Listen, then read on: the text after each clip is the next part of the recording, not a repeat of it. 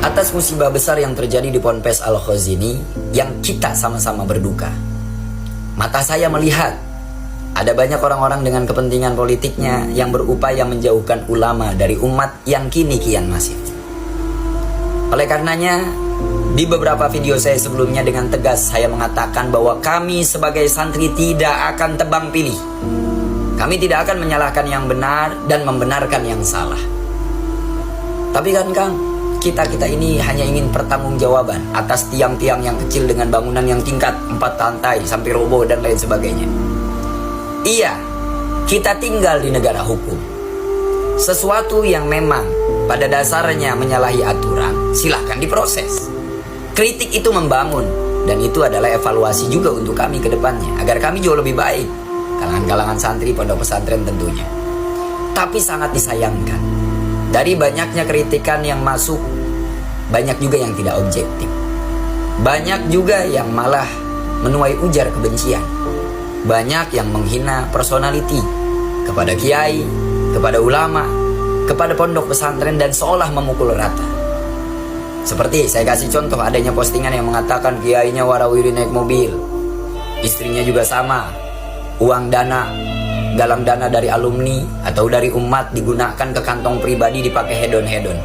Ini adalah fitnah yang kejam bagi saya, karena tidak ada data yang bisa membuktikan bahwa Al-Khazini pimpinannya mengantongi uang umat untuk digunakan pribadi.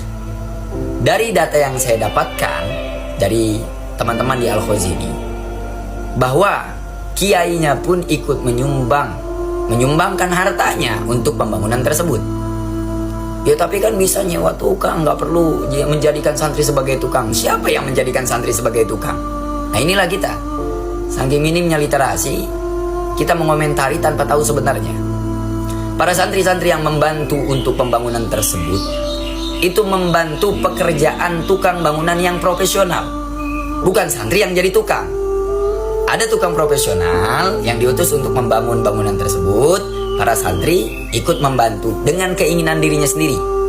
Dan itu dijelaskan dalam kesaksian beberapa santri di sana, termasuk supirnya juga. Jadi dalam hal ini tolong jangan memperkeruh suasana.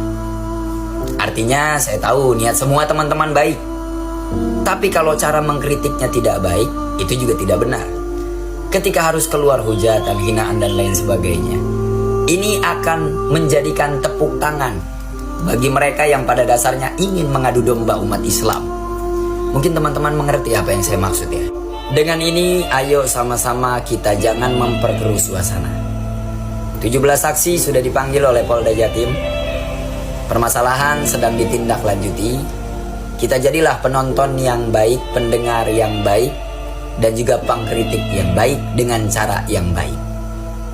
Jangan sampai ada upaya mengadu domba antara umat Islam dengan umat Islam lainnya.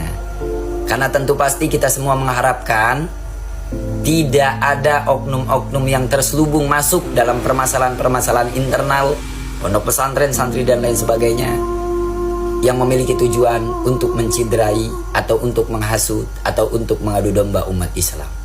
Barakallah.